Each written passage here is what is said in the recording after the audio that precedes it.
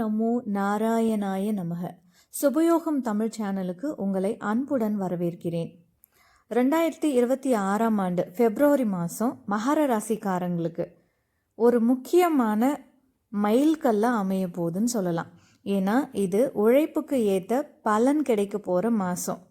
So கடந்த காலத்தில் நீங்கள் பட்ட கஷ்டம் கொஞ்சம் நஞ்சம் இல்லை. எல்லா பொறுப்பையும் நான் ஒருத்தனே தான் சுமக்கணுமா, நான் பண்ணுற உழைப்பை ஏன் யாரும் புரிஞ்சிக்க மாட்டேங்கிறாங்க அப்படிங்கிற ஒரு ஏக்கம் உங்கள் மனசில் இருந்திருக்கும். ஆனால் இந்த பிப்ரவரி மாதம் நீங்கள் அமைதியாக செஞ்ச ஒவ்வொரு வேலைக்கும் உலகமே உங்களுக்கு மரியாதை கொடுக்க போகிற மாதம். உங்களை நீங்களே நிரூபிக்க போகிற நேரம் இதுதான். உங்கள் ராசி அதிபதி சனி பகவான் இப்போ உங்களுக்கு ஒரு பெரிய பாடம் சொல்லி கொடுக்க வராரு. அவர் என்ன சொல்கிறாருன்னா, ஷார்ட்கட் வேண்டாம், மெதுவாக போனாலும் அது நிரந்தரமான வெற்றியாக இருக்கணும்னு அவர் நினைக்கிறாரு. ஸோ டிசிப்ளினாக இருந்தால் சனி பகவான் உங்களுக்கு நீண்ட கால நற்பலன்களை வாரி வழங்குவார். அடுத்ததாக குரு பகவான் உங்களுக்கு தேவையான சரியான அட்வைஸ் சரியான நேரத்தில் தேடி வரும். பெரியவங்க இல்லாட்டி உங்கள் மேலதிகாரிகளோட சப்போர்ட்டு இந்த மாதம் உங்களுக்கு முழுசாக இருக்கும். ஆனால் சந்திரன் உங்கள் மனசை கொஞ்சம் பாரமாக வச்சுருக்கலாம். குடும்ப நினைவுகள் உங்களை வாட்டி வதைக்கும். எதையும் மனசுக்குள்ளேயே வச்சுக்காதீங்க, நம்பிக்கையானவங்க கிட்ட பகிர்ந்துக்கோங்க. இந்த மாதம் உங்களோட வேலை மற்றும் தொழில் எப்படி இருக்குன்னு பார்க்கலாம். வேலை செய்கிற இடத்துல உங்களுக்கு ப்ரொமோஷன் பற்றின பேச்சுக்கள் ஆரம்பிக்கலாம். ஒரு தலைமை பொறுப்பு உங்களை தேடி வரும். அரசாங்கம் இல்லாட்டி பெரிய கார்ப்பரேட் நிறுவனங்கள் மூலமாக உங்களுக்கு லாபம் கிடைக்க வாய்ப்பு இருக்குது. இந்த நேரத்தில் நீங்கள் செய்ய வேண்டியது ஒன்று தான். உங்களை நீங்களே குறைச்சி மதிப்பிடாதீங்க. Don't undervalue yourself. உங்கள் திறமை மேலே உங்களுக்கு நம்பிக்கை இருக்கணும். அதே சமயம் வெற்றி வருதேன்னு தலைகணமும் வந்துடாமல் பார்த்துக்கோங்க. இந்த மாதம் உழைப்பு ப்ளஸ் பொறுமை இது ரெண்டும் சேர்ந்தாதான் உங்களுக்கு வெற்றி கிடைக்கும். ஸோ பண வரவுகள் எப்படி இருக்குன்னு பார்க்கலாம். பண நிலைமை சீராக இருக்கும். சொத்து வாங்குறது இல்லாட்டி பூர்வீக சொத்து பற்றின பேச்சுகள் எடுக்க இது உகந்த மாதம். லாங் டேர்ம் சேவிங்ஸு அதிகமாகும். ஆனால் ரிஸ்கான முதலீடுகளை இப்போதைக்கு தவிர்த்துடுங்க. உறவுகளை பொறுத்த வரைக்கும் இது ஒரு முதிர்ச்சியான காலம். சின்ன புள்ளத்தனமான காதலுக்கு இங்கே வேலை இருக்காது. ரொம்ப சீரியஸான ஒரு பந்தம் உருவாகும். கல்யாண விஷயத்தில் பெரியவங்களோட சம்மதம் கிடைக்கும். எல்லாமே மெதுவாக நடந்தாலும் அது கண்டிப்பாக உறுதியாக நடக்கும். உடல் நலத்தில் கொஞ்சம் அக்கறை காட்டுங்க மகர ராசிக்காரங்களே. முட்டு வலி இல்லாட்டி எலும்பு சம்மந்தப்பட்ட பிரச்சனைகள் வரலாம். ஸோ கால்சியம் சத்து குறைபாடு இருக்க வாய்ப்பு இருக்குது. வேலைன்னு ஓடிக்கிட்டே இருக்காமல் போதிய ஓய்வு எடுங்க. வெயிலில் கொஞ்ச நேரம் இருக்கிறது உங்களுக்கு ரொம்ப ரொம்ப நல்லது. இந்த மாதம் நீங்கள் தவிர்க்க வேண்டிய விஷயங்கள் எல்லாமே தப்பாக நடக்கும் அப்படின்ற எதிர்மறையான எண்ணங்களை தவிர்த்துடுங்க. ஃபஸ்ட்டு மற்றவங்கள ரொம்ப கட்டுப்படுத்த நினைக்காதீங்க. எதையுமே தனியாக தாங்கிக்கலாம்னு நினைக்காதீங்க. உதவி கேட்டு வாங்கிக்கோங்க. தூக்கத்தையும் ஓய்வையும் அலட்சியப்படுத்தாதீங்க. இது நாலுமே பார்த்திங்கன்னா நீங்கள் எளிமையாக கடைபிடிக்கக்கூடிய விஷயங்கள் தான். எதிர்மறையான எண்ணங்களை வளர்த்துக்காதீங்க. எல்லாத்தையுமே பாசிட்டிவாக திங்க் பண்ணுங்கள். மற்றவங்கள நீங்கள் கண்ட்ரோல் பண்ணணும்னு நினைக்காதீங்க. எல்லா விஷயத்தையும் நம்ம தனியாக பார்த்துக்கலாம், தனியாக சமாளிச்சுக்கலான்னு யோசிக்காதீங்க. உங்கள் கூட இருக்கவங்க கிட்ட உதவி கேட்டு வாங்கிக்கோங்க. அதே மாதிரி தேவையான அளவுக்கு தூக்கம், ஓய்வு இதெல்லாம் உங்களுக்கு ரொம்ப முக்கியம். அடுத்தது நீங்கள் செய்ய வேண்டிய விஷயங்கள். ஒரு முறையான தினசரி பழக்க வழக்கத்தை வச்சுக்கோங்க. டெய்லி ரொட்டீன்ஸை கரெக்டாக ஃபாலோ பண்ணிக்கோங்க. ஒரு முழு உடல் பரிசோதனையை செஞ்சுக்கோங்க.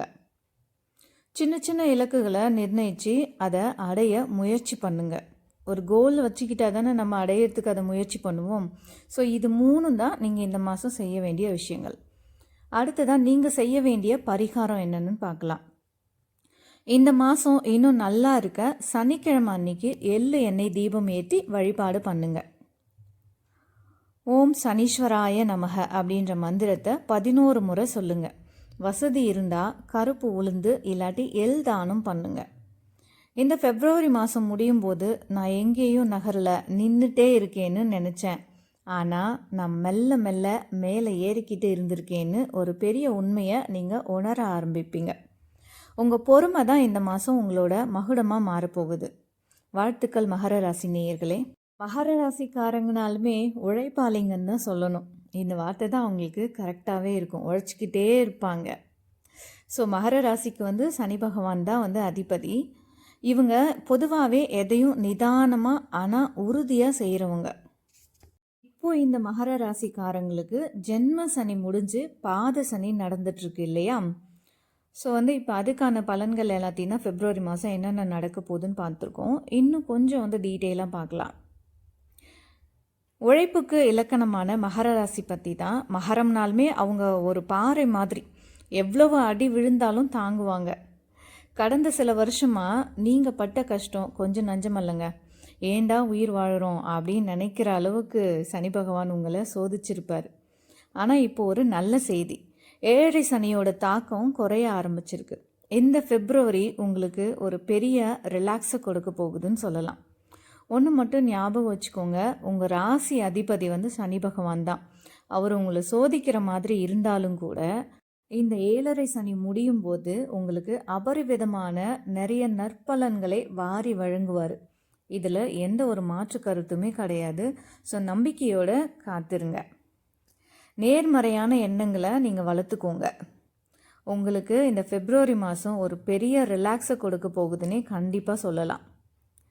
2ல் சனி இருக்கிறதுனால வரவு வர்றதுக்கு முன்னாடியே செலவு காத்துட்டு இருக்கோம். ஆனால் இந்த பிப்ரவரி மாதம் குருவோட சுப பார்வையால் பண நெருக்கடி குறைய ஆரம்பிக்கும். சேமிக்க தொடங்குவீங்க. பழைய கடன்களை அடைக்க ஒரு வழி பிறக்கும்.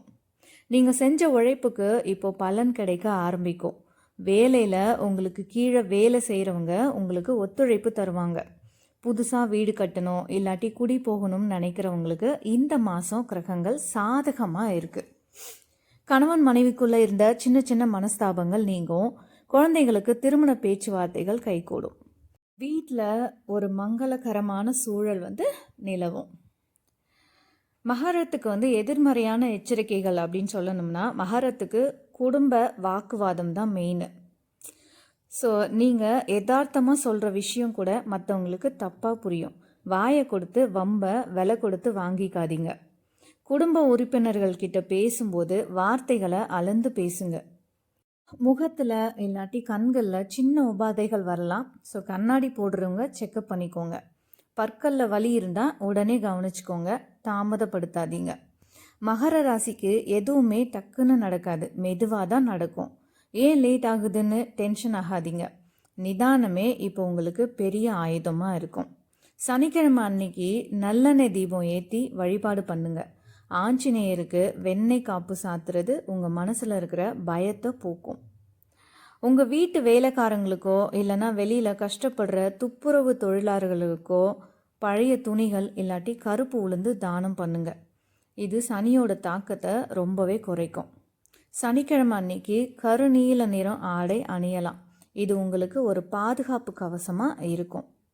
மகர ராசிக்காரங்களே, நீங்கள் வைரத்தை விட வைரம் பாய்ந்த மனசு கொண்டவங்க. இவ்வளவு காலத்தை சமாளிச்சிட்டிங்க. இனி வர்றதெல்லாம் சந்தோஷம்தான். நம்பிக்கையோட அடி எடுத்து வைங்க. இந்த வீடியோ உங்களுக்கு பிடிச்சிருந்தா லைக் பண்ணுங்கள். மகர ராசி நேயர்களே, ஏழரை சனியால் நீங்கள் இழந்த விஷயம் என்னன்னு கமெண்ட்டில் சொல்லுங்கள். நாம் அதை பற்றி அடுத்த பதிவில் பேசலாம். இந்த பதிவு பிடிச்சிருந்தா உங்களோட நண்பர்களுக்கும் இதை ஷேர் பண்ணுங்கள். இன்னும் நம்ம சுபயோகம் தமிழ் சேனலை சப்ஸ்கிரைப் பண்ணாமல் பார்க்குறவங்க சப்ஸ்கிரைப் பண்ணிக்கோங்க. கூடவே இருக்க பெல் ஐக்கானையும் கிளிக் பண்ணிக்கோங்க. நன்றி.